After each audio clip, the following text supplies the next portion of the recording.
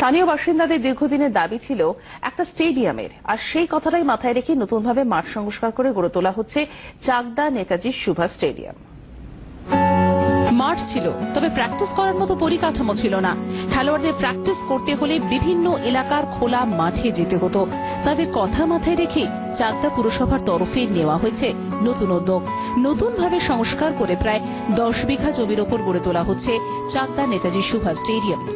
সেই স্টেডিয়ামে ওখানেও আমরা পৌরসভার উদ্যোগে একটি হাইমাস লাইট লাগিয়েছি প্রায় 5 লক্ষ টাকা খরচ করে। ওখানে স্টেডিয়ামে দূর দূরান্ত থেকে খেলাধুলো করতে ছেলেপেলেরা আসে। অত্যাধুনিক এই স্টেডিয়ামে প্রায় 5 লক্ষ টাকা খরচ করে বসানো হয়েছে হাইমাস লাইট।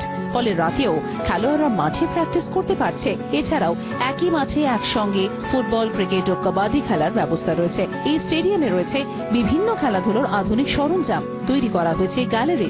বাইরে থেকেও খেলোয়াড়রা এই মাঠে খেলতে আসে। স্টেডিয়ামটা হওয়াতে যেটা আমাদের সুবিধা হয়েছে, ভালোভাবে খেলতে গেলে যে মাঠের দরকার, যে ইনফ্রাস্ট্রাকচার দরকার অ্যাজ গ্রাউন্ডের ব্যাপারে, সেটা আমাদের সুবিধা হয়েছে যে একটা ভালো মাঠে আমরা খেলতে পারছি। তো এই মাঠে যে ভালো ভালো খেলা আছে, সিএবির আছে, আইএফের ফুটবল আসে এবং ডিস্ট্রিক্টে যে অ্যাথলেটিক্স সেইগুলো আছে। আমাদের চাকদা স্টেডিয়াম হয়ে খেলাধুলার জন্য অনেক পজিটিভ সাইন। এই মাঠ হওয়ার জন্য আমরা যেমন সারা বছর প্র্যাকটিস করতে পারছি, আর অ্যাজ এ ক্রিকেটার আমাদের এখানকার যে উইকেট, অ্যাটমসফিয়ার, মাঠ, সেটা আমাদের সারা বছর প্র্যাকটিস করে আমাদের এখানে খেলার জন্য বা কলকাতা খেলার জন্য এটা আমাদের অনেক হেল্প করে। এবং আমাদের এখানকার থেকে অনেক গ্রাসরুট লেভেলের প্লেয়ার আছে, তাদেরও সুবিধা অনেকেতে, তারা এখান থেকে খেলে কলকাতাতে ভালো ম্যাচ খেলতে পারছে। প্রতিদিন সকাল বিকেল বহু ছেলে মেয়ে এখন এই স্টেডিয়ামে প্র্যাকটিস করতে আসছে।